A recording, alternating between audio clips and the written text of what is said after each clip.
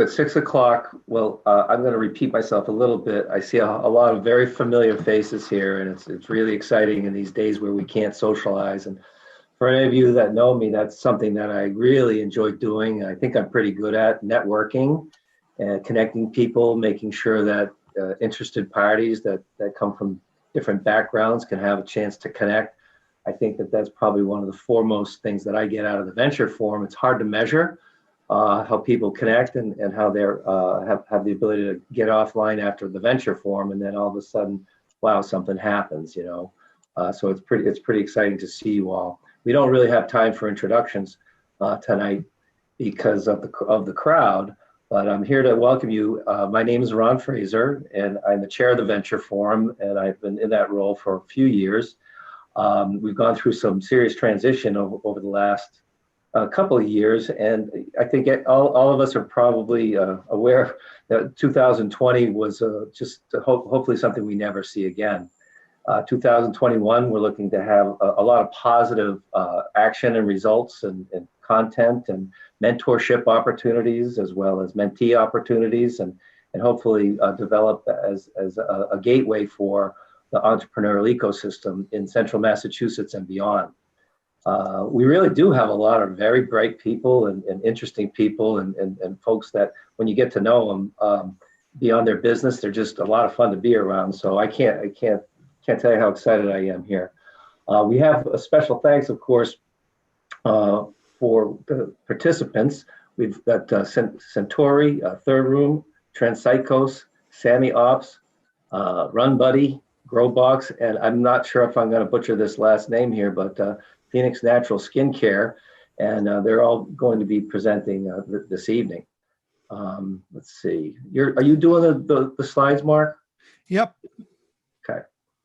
We always have to thank our sponsors such as Bowditch and Dewey, Greenberg, Rosenblatt, Cullen, but solely Avidia Bank. Let's hear it for Avidia, Fletcher, Tilton, Greater Good, and in honor of Greater Good, I have one of their really good pulp berries going here tonight. I didn't say it was going to be one of those kind of meetings, but after all, it's after 5 o'clock in the middle of the week. Orgenics, Sullivan Group Insurance Company, Mass Ventures, Berkshire, Fosse Business School, Masses Staffing, and Worcester Business Journal. We also have a lot of other sponsors, but these are our featured sponsors for this evening. Tonight's a special night because we are able to actually announce the award ongoing for the winner of the 5-minute pitch contest, and it will be known as the Joseph P. Vignali Jr. Award. We have a special guest on the call tonight, Kathy Vignali, and I want a special shout out to her. And we are looking forward to making the 5-minute pitch contest on an ongoing basis a go-to place for excitement, for learning, for networking, and maybe build a lasting legacy with some funds to be participating in the rewards for the participants over time. So thanks again, Kathy, and we're looking forward to you learning more about Joe Vignali, who actually was the chair prior to me, but in his heart he had been with the Venture Forum for 8 or 9 years and really helped us get through some transitioning times. So he's missed a lot, and we're looking forward to make him and his family proud. So thank you, Kathy. Here's the executive committee. So we've been looking to establish a well-rounded organization that can have diverse backgrounds, but also doers and people that not only have good ideas but they have the ability to make contacts, connections, as well as help us get organized in our planning and our goals. So I'm not going to go through all of the names. You can go to the website, but it's certainly a good group of people. And then we have the advisory board. The advisory board is an area that we will be having more advisory board members joining over time. I think an advisory board that's rich with experience and background and contacts and connections can only be good if you have good quality people and a number of them.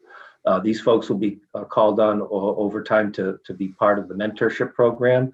Many of them are specialists in certain areas that if we can make an introduction or a connection to some of these folks, I think it's going to just benefit really our organization and what we're looking to accomplish moving forward. So without any further ado, Mark Reed Edwards, who organized this meeting tonight, along with some very capable and support people who worked on the 5-minute pitch contest. I'll let Mark speak to that here in just a minute. Mark's the new executive director of the Venture Forum, and if you haven't met him or if you'd like to reach out to him, he's got a lot of purpose, a lot of vision, and a lot of experience. So I encourage you to link into him. Get to know him, shoot him out an email. He's a great conversationalist.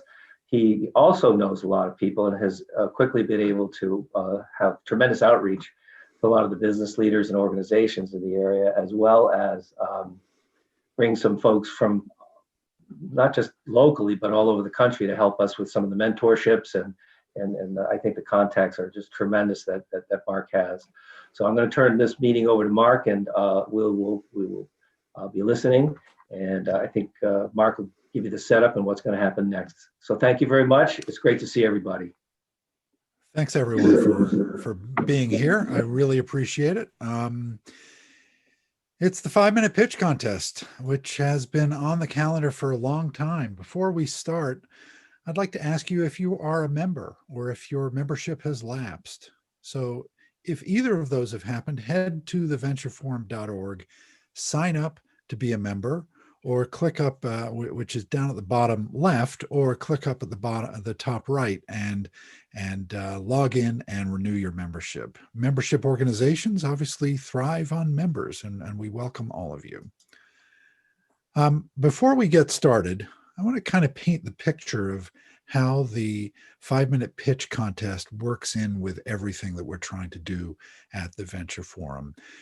We've created over the last 90 days a vision for the future of the organization as a supportive ecosystem of entrepreneurs, businesses, higher education, incubators, community networks, organizations, state and city entities.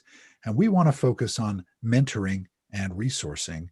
And that's where the 5-minute pitch contest comes in. We will build a mentorship program based around the 5-minute pitch contest that we've been running for quite some time.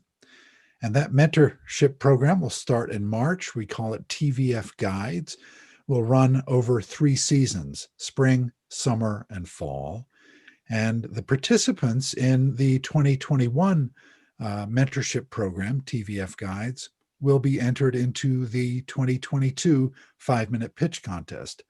And the mentor and mentee won't be alone in this. We're working with Worcester State to provide honor students as project managers to build a robust, sustaining program for mentors and mentees. Also, one announcement, we have a new weekly radio show that starts this Thursday at 6 p.m. on WICN 90.5 on your FM dial. First guest is Tim Murray. I encourage you to tune in, and we'll be posting this as a podcast as well, and it will be available on the WICN website in addition. Really excited to get this underway to spread the stories about entrepreneurship from Central Massachusetts. And I do want to thank the people who have been involved intimately in getting the 5-minute pitch contest up and running. We had some great judges who narrowed the field down to these 7: Bill Gassman, Cynthia Gray, Carrie Leppo, Laurie Jones, Margaret McAvoy Ball, Nolan Ryan, Scott Harris, Scott Sargis. And I also especially want to thank Tom Weber, who also served as a judge, but he helped manage this year's 5-minute pitch through the pandemic ups and downs. And Brian Dillon really pitched in and helped out with logistics and working with the contestants. Much appreciated. After all, a membership organization relies on members pitching in and helping out when we need it.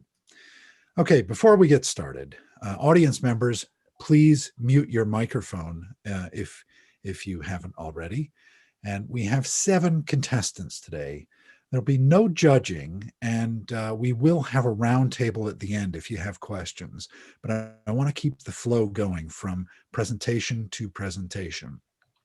And as I noted earlier, each contestant has been matched with a mentor to prepare for the finals. We'll make those connections in the next day or so after we're done here.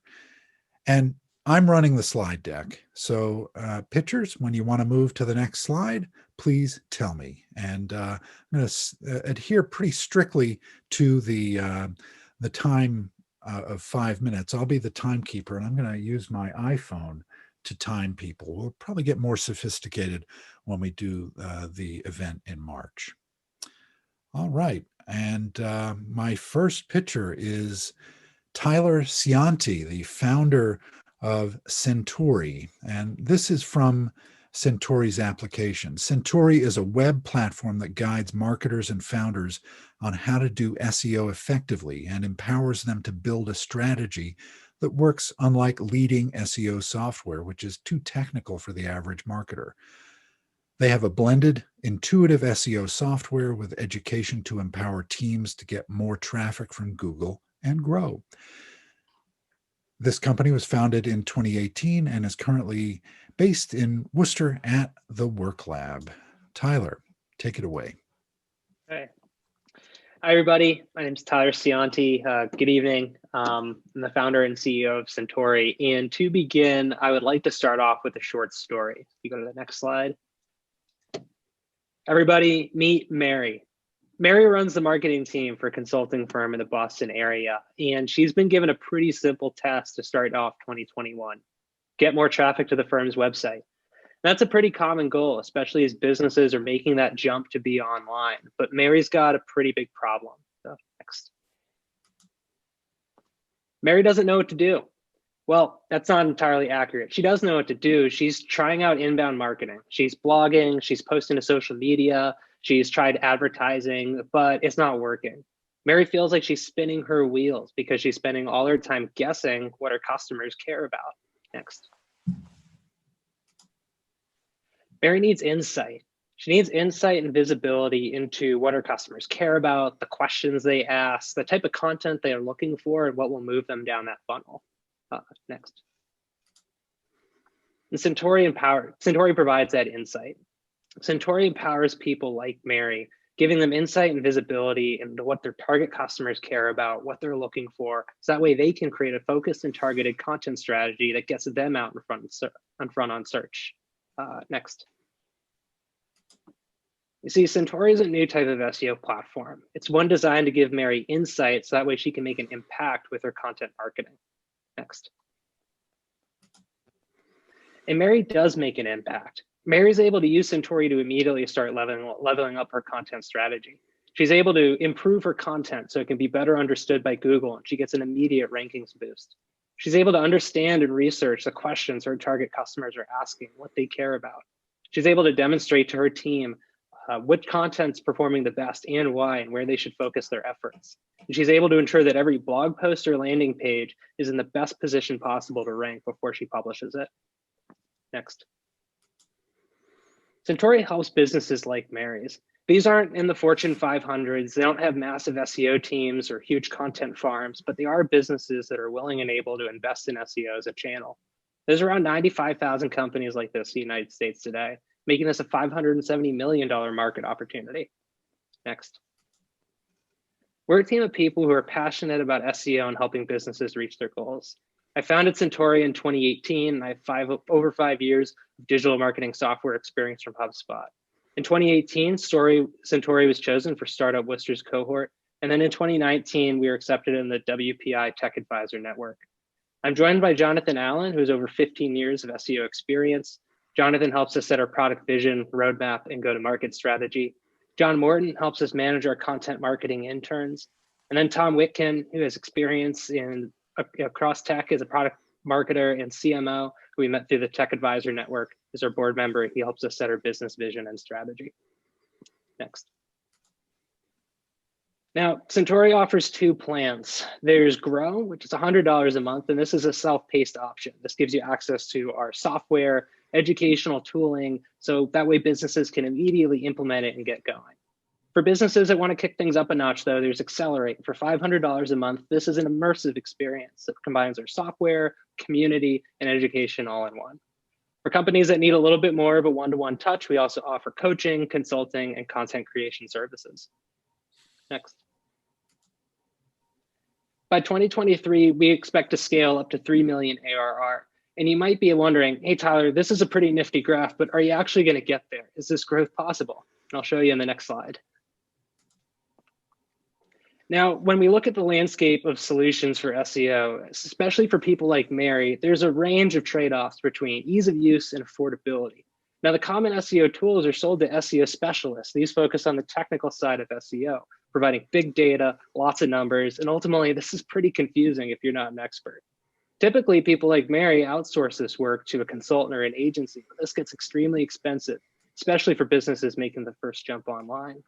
That's where Centauri is uniquely positioned, because Centauri focuses on the creative aspects of SEO, making it accessible and attainable for people like Mary, giving her actionable insights and data that she can put to use so she can feel certain and confident in the direction she takes her marketing strategy. Thanks. Thanks, Tyler. 15 seconds to spare. Very, very well done.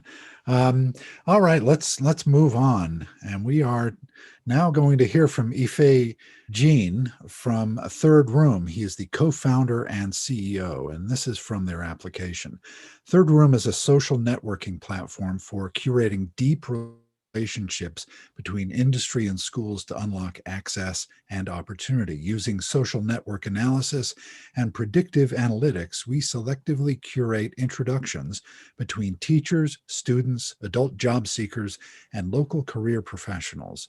Third Room currently partners with Mass Bioed to bring this technology to life sciences sector for rural students in Massachusetts.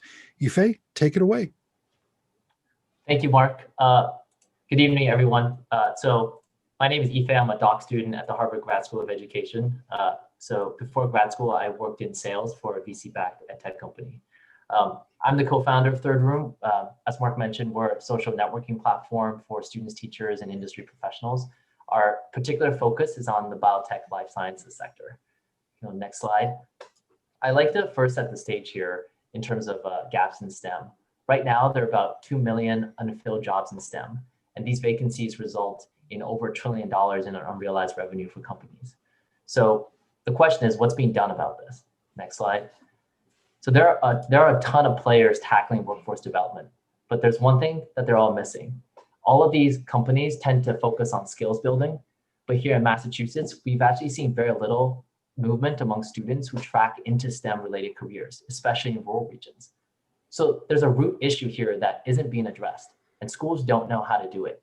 And that particular issue is social capital. Next slide. We have over-indexed on skills building at the expense of producing real social capital in public education. Social capital, or who you know, is a long-term asset, and it by far produces the best ROI for students actually going into STEM. Unfortunately, tools like LinkedIn or Facebook, they just don't work.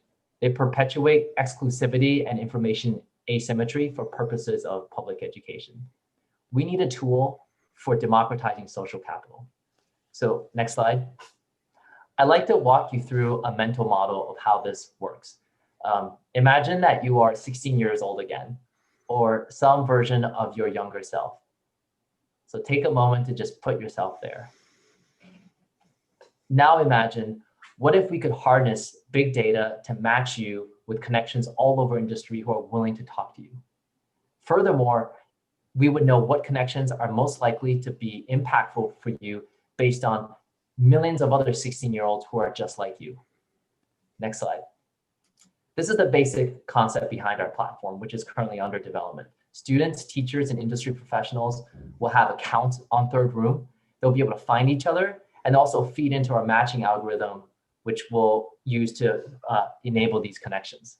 We also provide employers the exposure and tool to engage public education as well. Next slide. In terms of our business model, we're subscription-based. I mentioned that we already target the life sciences sector. Our value add for companies in this sector is really twofold. One is we help firms deliver on their corporate social mission. And two, we can immediately increase employee volunteerism at scale. Next slide, please. Our obtainable market is about $18 million here in Massachusetts. This is a pretty conservative estimate. The Massachusetts Life Sciences Center, for instance, invests over $1 billion in workforce development and has earmarked a lot of money just for K-12 programming. Next slide, please. This past fall, we were the grand prize winner at the Milken competition, where we competed against 25 teams globally for education innovation. This past fall, we completed a pilot with Mass Bioed. This pilot had us bring together about a dozen employers in life sciences to reach 300 high school students in 7 school districts in Western Mass. This pilot has given us the data to train our algorithm, and we plan to expand this work in the spring. This spring, we're also partnering with Elms College on an NSF application to fund continued work in this area. I wanted to share that our insight so far is that there's enormous untapped volunteer employee demand to do volunteer work. We've talked to Mass Bioed, we've also talked to the Life Science Cares, the Massachusetts Life Sciences Center, and the Mass Tech Collaborative. We've consistently received validation of the concept and their willingness to support, especially in a post-COVID environment in which we really need to redefine the role of business in society. Next slide, please. My co-founder is Downey Myers. He currently teaches CS and Bio at Mohawk Trails, which is the most rural district in Massachusetts. He's a corporate attorney by training and brings a strong understanding of public entrepreneurship and working with government to our team. Paul Bosco is a strategic advisor for us. He was a former executive at Cisco and currently advising us on the NSF funding path. The rest of our team are comprised mostly of grad students and some internal developers as well. Last slide. We're currently raising $150,000 for product development and implementation. My ask today from all of you is, if you're passionate about education here at Mass and you have feedback for us, you have connections based on anything that I've shared, I'd love to talk to you. You know, this is such an important time in our country, and we believe that we're making a change that could be sustainable long after this COVID crisis is over. So thank you so much for your support, and look forward to hearing from all of you.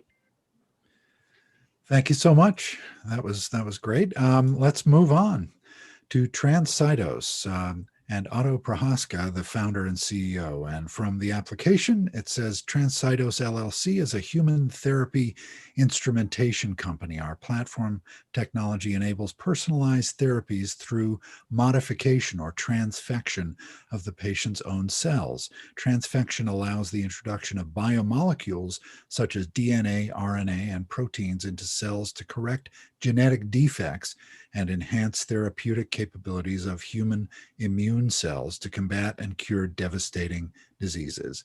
Take it away, Otto. We're developing products to simplify the delivery of gene-based cell therapies and make them affordable and available for a wide range of devastating diseases. Next slide. Next slide. The problem is that gene-based CAR T therapies need viruses to add a new gene to the patient's own T cells. The resulting CAR T cells work upon return into the patient as tumor-killing machines. However, the use of viruses causes severe practical problems. It doesn't work for all patients, can only be used once per patient. Preparations are time-consuming and the delivery is expensive. Next slide. The solution is our non-viral slipstream technology. We remove all disadvantages of viral transfections. The process is fast and inexpensive. It causes the cells to gently deform and trigger natural delivery processes. And we showed proof of concept. By using volunteer blood, isolated the T cells, and created with our processes functional CAR T cells that killed the target tumor cells. This was all done in the lab, but matches what is done for human CAR T treatments. Next slide. It shows microscope images of human T cells transfected using our technology on the left with DNA, which is needed for most gene modifications, and on the right with protein, which is needed for CRISPR therapies. Next slide. About our competitive advantages. Besides viral transfection processes, conventional non-viral lab methods work badly when used with human cells which have delicate membranes that don't survive such treatments. And our technology was invented to solve this problem. And as a result, existing genetic cell modifications have now a way to easily move from the lab into the clinic. Next slide.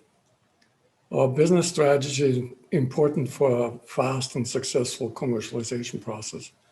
Partnerships with device manufacturers and distributors, therapy developers, and therapy deliverers yield two advantages. One, accelerated commercialization of our products by utilizing existing expertise. And two, early revenue generation as partnership agreements yield upfront payments followed by milestone and license fee payments. And we expect to work with partners starting in year 2. Next slide. Our partnership-based commercialization strategy has another advantage. We can use our equity investments to focus on our in-house developments of new devices and processes and their IP protection to further accelerate our growth strategy. And we are seeking $11 million in stages in order to reach market penetration, and we expect to need another $20 million for market expansion purposes until we get beyond the break-even point, which we expect to be in year 6. Next slide. For the market size estimations, our business model allows us to use a number of patients. With the assumption of a $1,000 license fee per treated patient, our market sizes reach into multi-billion-dollar ranges. In addition, we are open to all exit opportunities, which will provide beneficial outcomes for all parties involved.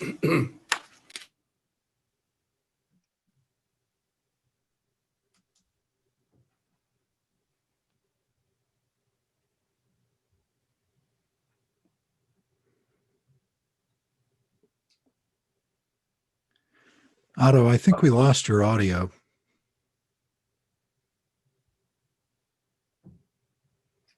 I'm sorry what happened. In summary, we seek, next slide, funding in stages as well as strategic partners in order to sooner bring effective, personalized, and affordable therapies of devastating diseases to all patients worldwide, while providing our investors with high returns on their investments. Thank you for your attention. Thank you very much, Otto. Let's move on to Sammy Ops and the CEO, Asit Goel. This is from their application. There are over 40 million commercial fleet vehicles, including construction equipment, representing a $50 billion annual market. Even with the use of GPS and telematics, most equipment management and business spending is still done the old-fashioned way, using manual processes, siloed systems, and Excel-based reporting. We bring an end-to-end cloud-based platform that improves productivity and performance through digital transformation, process automation, and data-driven optimization to fleet owners at scale. We are helping owners of construction equipment, distribution, and commercial fleets be more profitable by eliminating downtime and manual processes plaguing the fleet management space today. Asit, take it away. Thank you. Hi, everyone. My name is Asit Goel, founder, CEO of Sammy Ops. So Mark, let me know once you have the slides. There you go. Sammy Ops is a virtual fleet manager for mixed fleets. We're talking about fleets that have everything from pickup trucks to flatbeds to delivery trucks, bobcats, excavators. So a range of fleets, so a range of different equipment for different applications, focusing in the transportation logistics space. Next slide, please. As I said in the introduction earlier, broken equipment kills businesses. When you have businesses such as those in commercial and industrial contracting, construction, wholesalers, distributors, etc., they depend on equipment to do the jobs that they get hired to do. But when that piece of equipment breaks down, that puts their current and future business at risk, because not only do they have costs and inconvenience for the customer now, their customers see them as unreliable, as making them open to competitive offers for their services in the future. And the fleet issues happen not because these fleet owning companies don't know how to manage fleet. It happens because they're using manual processes and paperwork today. And where there is technology, it's fairly limited in its use and capabilities. This is a big problem affecting over 40 million pieces of equipment in commercial fleets across almost 800,000 businesses in the US alone. Next slide, please. And this market opportunity is a huge market opportunity at about $50 billion that covers fleet management related services, etc. But unfortunately, no good solutions exist. Just over 70% of fleets still run their entire fleet operations largely in Excel. And as we know, paper-based reporting can be both unproductive, unreliable, and unfortunately, it is the norm in most of the fleet management space. Where there is technology, you're largely talking GPS or telematics-based technology that is top-down, meaning that it produces a lot of data, not a lot of information, and focuses on data and machines, not on the people running the business or the process. Mark, you want to hit enter one time? And as a result, customers who are seeking for a business process so that they can focus on running their business don't get that process. What they in fact get when they try to use these different pieces of technologies are data silos, systems that don't talk to each other, and frankly, in the case of GPS and telematics tracking, largely dots on the map. It's not solving their need for a streamlined business process. Next slide, please. And this is where SemiOps steps in. We are a virtual fleet manager that digitizes the fleet process. And what that means is that we offer a platform for our customers to bring in their fleet data as well as their operations data so that they can automate their processes, they can have insights into how they're running their fleet and lower their costs and drive optimization in the fleet. One key distinction is that we do not require any hardware for our system to work, meaning that customers don't need to have any expensive GPS trackers installed on their machines to make the system work. It works using the power of the smartphone or a mobile device on the truck itself. And as a result, our customers can be set up on the same day, and through the visibility, through better accountability, they're ultimately able to reduce costs, improve safety, and see a more profitable fleet operation. Next slide, please. The key differentiator for our business is the founding team. I myself have over 10 years of domain experience, having worked for large Fortune 500 companies like United Rentals and United Site Services that had large fleets. I have seen firsthand the challenges and frustrations as a management, what you're trying to extract from that kind of information. Our CTO, Scott McKay, is a seasoned veteran of startups. He's been in multiple startups. He's really a strong player in the technology space. And Sayam Singhal, who's managing our offshore development team of developers and coders. Very importantly, we are advised by advisors who come from within the business. As a result, we are focused on developing a solution that serves the customer need rather than feature-rich, software that looks nice, but nobody's really going to use. Go to the next slide, please. Our journey so far has been bootstrapped. Mark, you want to hit enter one more time? I think the animations. Yeah, thank you. Our journey so far has been bootstrapped. In late 2019, we completed a beta with some fleet owners. We were also part of the E for All Accelerator at Roxbury, winning the second place award in that. Q1, we launched our MVP. We were able to sign up a couple of customers, saw some good traction with early proposals and contracts in place. As COVID happened, a lot of that obviously vaporized. We adjusted.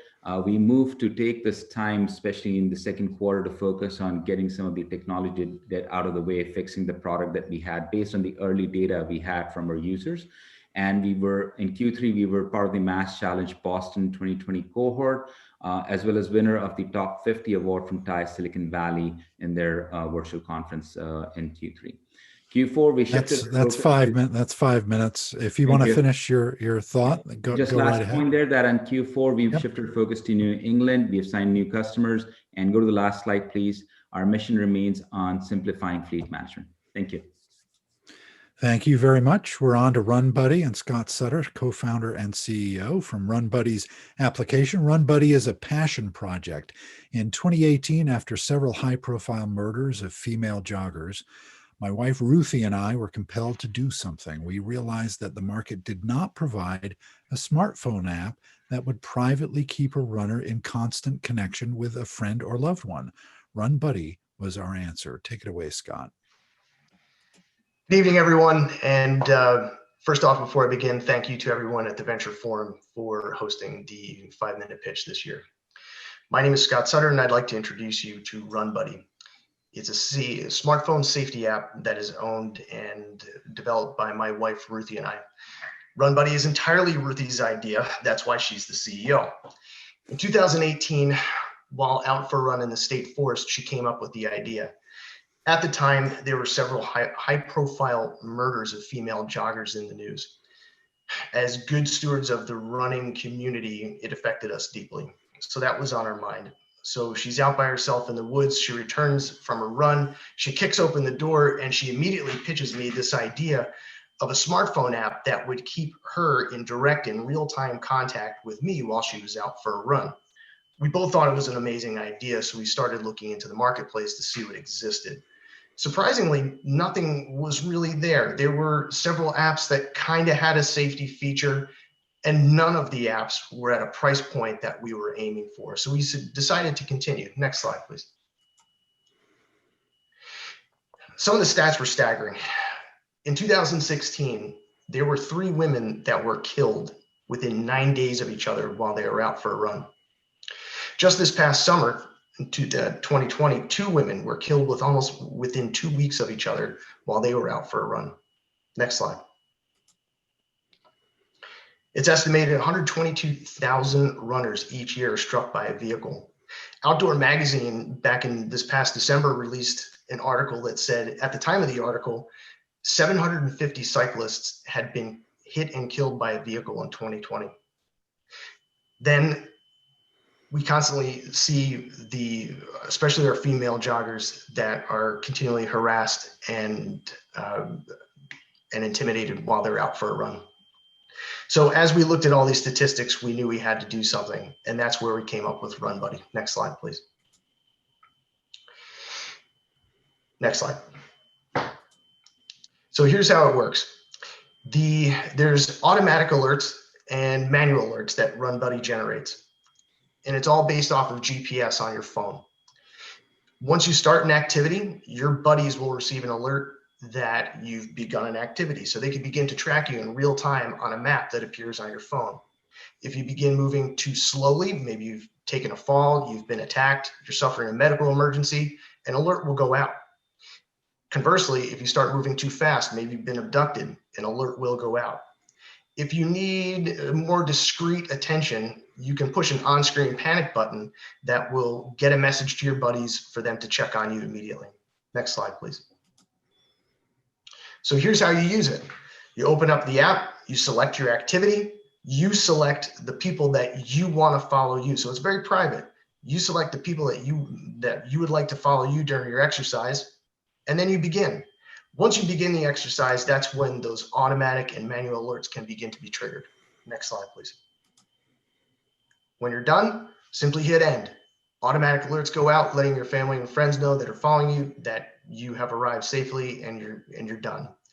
And then it also tracks all of the activities that you performed while Run Buddy's been tracking you. Next slide. We originally rolled out in June of 2019. It was a soft rollout. We didn't immediately advertise. We wanted to do more of a live beta test before we began pushing it out to the broader market. We wanted to make sure that Run Buddy was bulletproof, just due to the simple nature of what it is and what its mission was.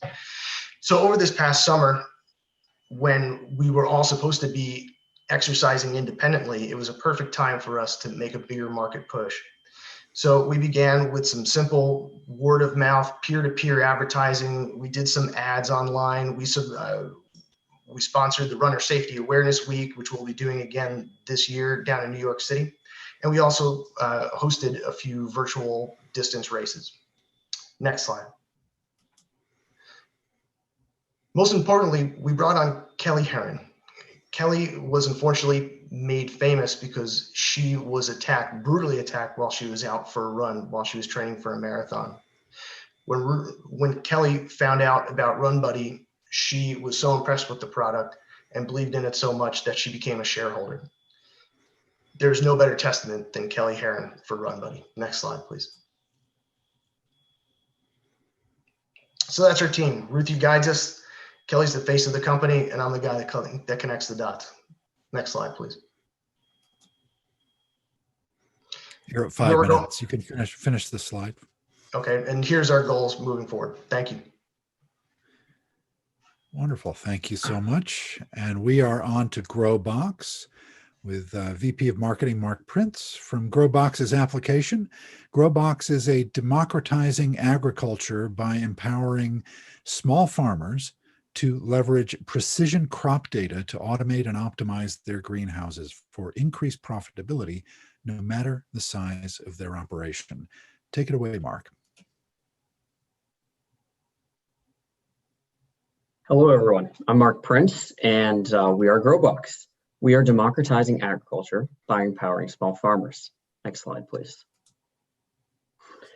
If the past year has really shown us anything, it's that between the supply chain issues due to the pandemic and the forest fires on the West Coast, it's that local production and emissions are important.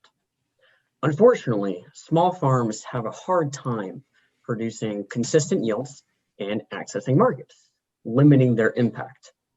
On the other hand, our current food supply chain involves importing most of our produce from California or globally, which is really carbon intensive. And during that time period, a lot of produce spoils and ends up in landfills where it rots and produces more emissions. Next slide, please. Within that, there's a really big opportunity to use farm management systems to increase the profitability of these small farms, empowering them, and reducing emissions by bringing them more into the market. And this goes along with current trends, which are increasing demand for local and organic produce and increasing popularity of local farming. And that's all happening because more and more people want local, fresh, natural, healthy food. Next slide, please.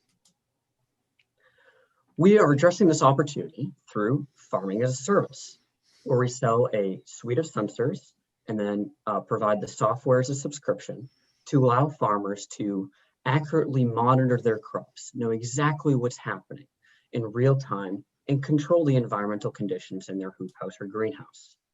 This allows them to identify any issues, such as disease or pests, before they get out of hand, and have accurate yield forecasts. Then by looking at the data of not just their farm, but all the farms part of the network that are using our system, we can optimize for improved growing, for stabilized yields and increased yields. Now, once we've helped these farmers grow more, we'll actually help them distribute. Next slide, please. And that's through our online marketplace. Here we'll look at real-time market data to make recommendations to our farmers of what they should grow.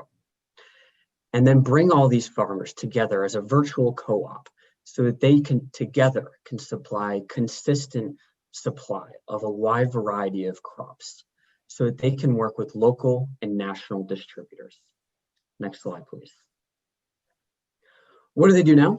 Well, on the growing side, they have to use 3 different farm software systems, which don't necessarily play well together, and they're generally really expensive, targeted at farms, greenhouses that are hundreds of thousands of square feet. And you typically have to be a horticulture expert to actually understand the data and find insight for how you can improve. On the distribution side, small farms typically distribute through farmers markets and CSA, where there are inconsistent yield sales and it's a small market, which means they can't really grow and they have a small impact. GrowBox provides a full picture value prop by providing growing support and distribution, while also making it affordable so that all farmers can use it, no matter their size. And we do that by pricing it based on the size of their operation. Next slide, please. Our target customer are small and medium indoor farms because they're overlooked by our competitors. There are about 22,000 of these farms in the US, and 84% are planning to expand in the near future. Next slide. The US market is about $5 billion, and that is a small portion of the global market, which is just under 13 billion. Next slide. To start going to market, we will be going into a pilot program starting this summer, and we already have half a dozen pilot sites lined up. And then we'll move into direct market, including a referral program, because the more farmers a part of the network, the better the impact is for all farmers. We're going to start regionally and then expand. Next slide. Looking at our financials, by the end of year, we anticipate having about 100 installs. That's about 200,000 in net revenue, and 4 years out, having just over 2,000 installs. That's about 11 million net revenue. You're 5 minutes, Mark. Okay. You can do this slide and you're done. So we've assembled a strong team, including a CEO who's a serial entrepreneur, has raised several hundred million and has IPO'd twice. Myself, and who has a background in marketing and farming, and Nathan, who's an expert in machine learning, computer vision, and has also worked on farms. So thank you. And do you have any questions? We'll do questions at the end, but thank you, Mark. Let's move on to Phoenix Natural Skincare. Sophia El Hayek, the co-founder, and from Phoenix application. Phoenix was created out of the desire for effective yet pure natural skincare. The story starts with Mediterranean olive oil, liquid gold that is full of skin healing nutrients and antioxidants, and an age-old family recipe passed down for generations. Skincare products feature 100% olive oil derived from squalane oil for glowing and radiant skin. Sophia, over to you. All right, so our mission at Phoenix. Our mission is to show consumers and skincare enthusiasts that they don't need to settle for less than healthy products. Consumers shouldn't have to compromise between beauty and wellness. So we achieve this by formulating products through nature with minimal ingredients that are clean and can be healthy for all skin types. Next slide, please. So why is Phoenix so special? There should be a video that plays here, but it's not gonna play. So we're special because of our ingredients. We have minimal ingredients and we select pure, clean ingredients that are gonna be effective and also gonna, not gonna hurt your skin in any way. So next slide. So our values are that skincare should be clean and healthy. The best products have minimal ingredients. Ingredients are always thoughtfully selected, and transparency and trust are key. Next slide.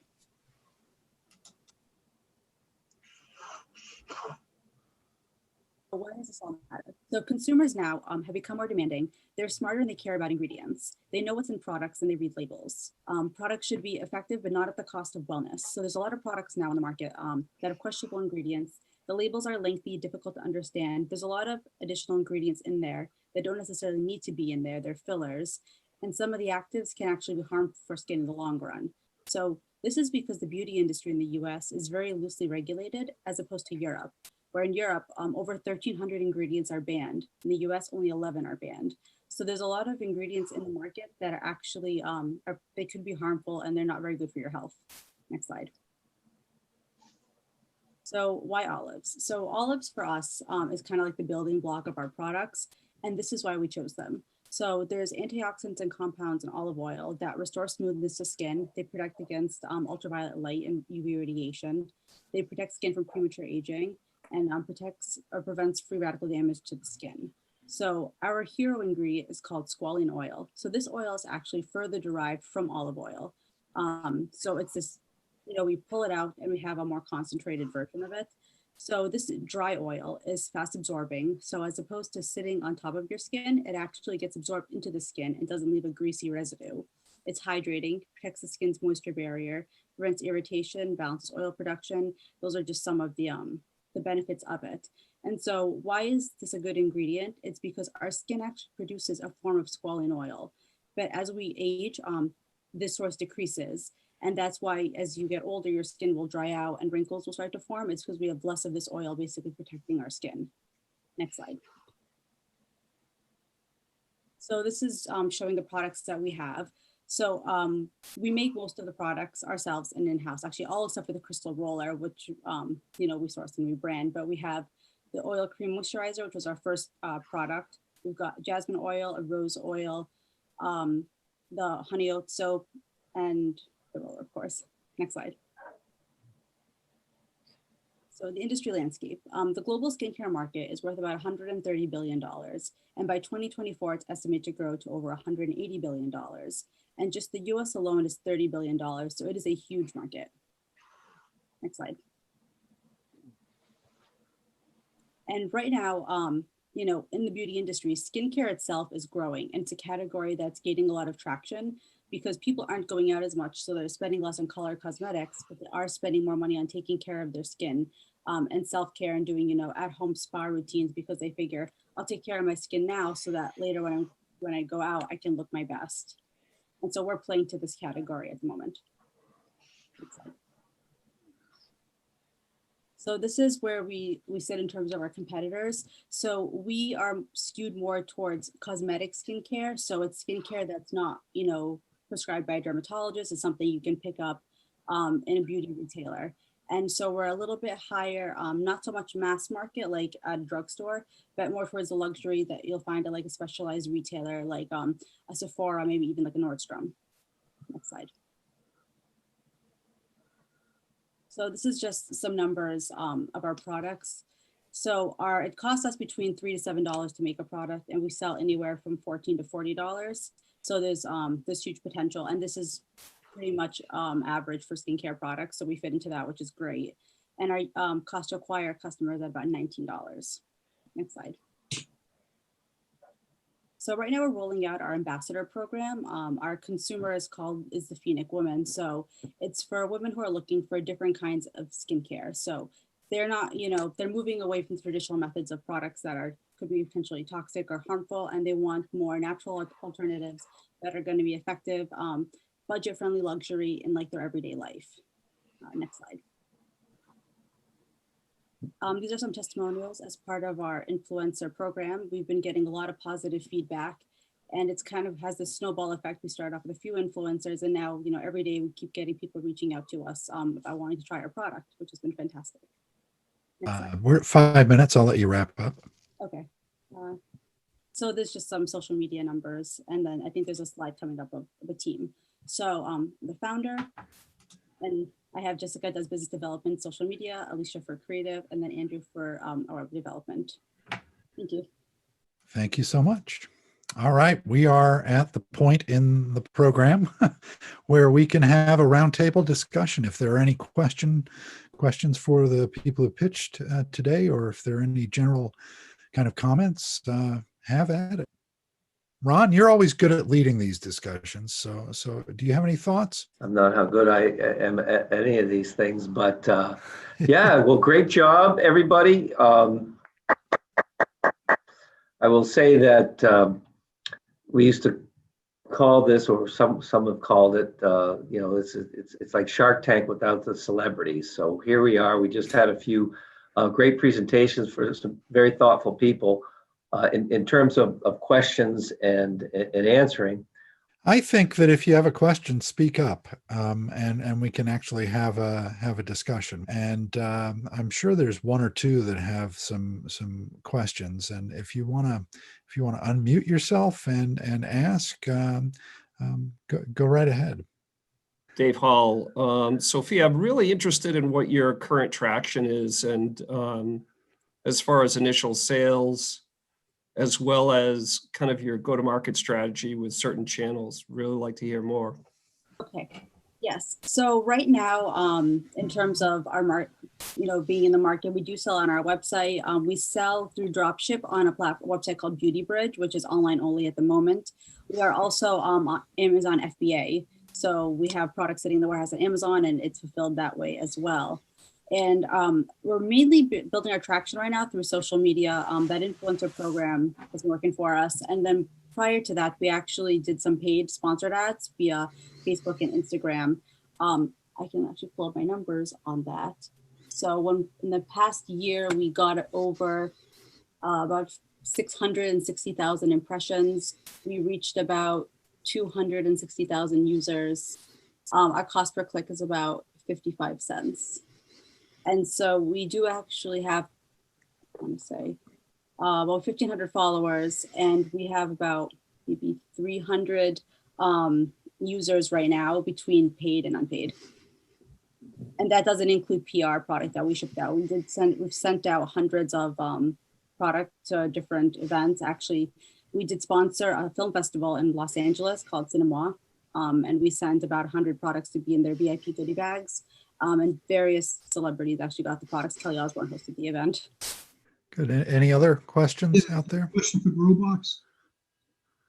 Yes. Yep. Hi, it's Chris Muti. I'm a 2017 and 18 winner up there. 5-minute pitch contest. Great experience. Loved it. Everybody's super nice up there. Really Congratulations. Mark, on your Growbox, is this for supply side monitoring, the crop and how it gets within the distribution chain? Or is it also for monitoring the crop? Because my technology can, measure disease on plants, moisture, fertilizer content, and all the technical information about actually growing it. So I thought it might be a good synergy.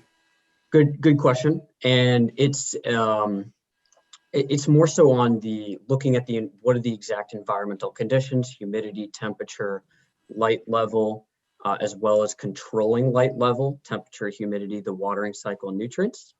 But there is an aspect of computer vision using cameras to look at the specific light levels coming off crops to determine when exactly they need water. You can actually detect disease and pests before they get out of hand, as well as various other things. And that's where the optimization comes in, is that from the light levels coming off crops, you can determine exactly what their state is, and then you can optimize the conditions to improve that state. Now, do you do that now with your product, or is that something you'll be doing in the future? Because my technology does that with smart. Sorry, could you repeat the end of that? It cut out. I say, are you doing that now, currently monitoring the actual composition of the plants, moisture, disease, and other? We are currently installing our beta on our CEO's farm in Plimpton, Massachusetts, but we've already been collecting data on site in Worcester in grow tents to start testing various algorithms and building out our data set. And part of that as well is compiling a lot of research out there from universities on that technology, which is called phenotyping, which is where you look at the light levels coming off leaves. But yes, we've already started building out our data set and started doing some correlation there. That's awesome. Yeah, anytime you want to reach out together, I'd be love to talk to you about it. Yeah, for sure. Thank you. Okay. Yep, thank you. Great presentation. Thank you. Any other questions? Yeah, actually, Mark. do have a question for Asit, actually, that you said the phones actually, it's through the mobile phones in the vehicles that you collect the data, correct? Yeah. So does that involve the vehicle user entering the data themselves on it, or does it somehow tap into connect to the vehicle?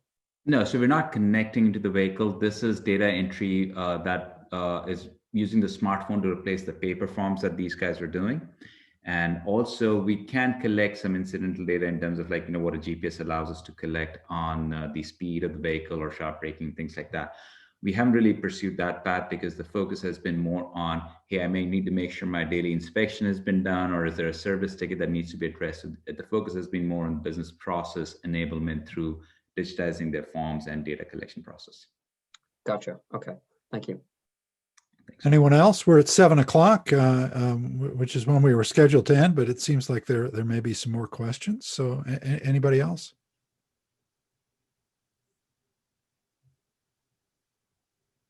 Or maybe I was wrong. Well, I would like to ask you, Mark, so if this is the trial run, what can we expect next time? How will we be getting we have the date established, right? Yep. And one of the great things about the 5-minute pitch contest is it allows people to practice for the big show, which is reality in life, and raising money is a serious business. So explain to everybody what the next steps are, because we're going to continue to promote the official evening. I think we had some great presentations tonight. Why don't you give us next steps? Yeah, so next steps, head to theventureforum.org and sign up for the 5-minute pitch contest for March.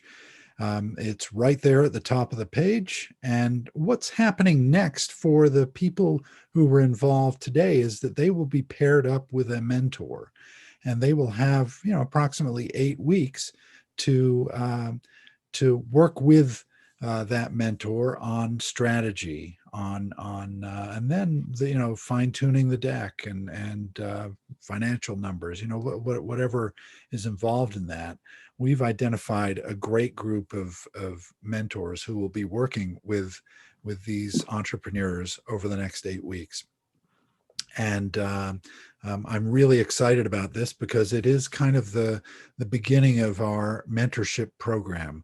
It will serve as a model for that, and we'll launch that once the 5-minute pitch in March is all done. But you can go and register right now on the ventureforum.org website for the event in March. And I'm always available. You can email me at mark@theventureforum.org or give me a call on that number right there. It's been great to watch these presentations, and it's been wonderful seeing the great questions and the turnout for this virtual event, the first virtual event we've done. I can't wait until we can do things in person sometime maybe this year, but we will continue doing virtual events until we can do that, and March will definitely be a virtual event. But I want to thank everybody who's involved with the Venture Forum and everybody on the line right now for being here. Thanks so much.